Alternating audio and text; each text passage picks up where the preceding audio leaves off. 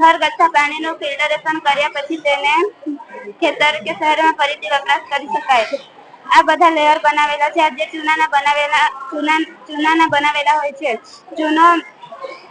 ચૂનો પાણીમાં રહેલા એસિડિક તત્વોને નિષ્ક્રિય કરે છે અને પાણીનું pH સંતુલિત કરે છે. ઉપરાંત તરતા કણોને એકત્રિત કરી તળિયે બેસાડે છે.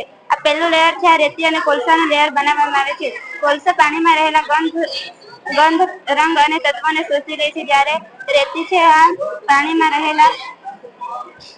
રહેલા મોટા કણો અને અશુદ્ધિઓને અટકાવે છે. આ બીજું લેયરમાં જળ વનસ્પતિઓ, કમળ, ડકવીટ વગેરે વનસ્પતિઓ મૂકવામાં આવે છે. આ વનસ્પતિઓ અશુદ્ધિઓને શોષી લે છે અને ઓક્સિજન ઉત્પન્ન કરી પાણીના ગુણોત્તર સુધારે છે. આ ત્રીજું લેયર પણ કોલસા અને રેતીનું જ બનાવેલું હોય છે. આ લેયરમાં પહોંચતા પાણી શુદ્ધ અને ચોખ્ખું થઈ જાય છે. આનામાં પાણીમાં સૂર્યપ્રકાશ પડતા, સૂર્યના યુવી કિરણો પડતા પાણીમાં રહેલા જીવાણુઓ નષ્ટ પામે છે.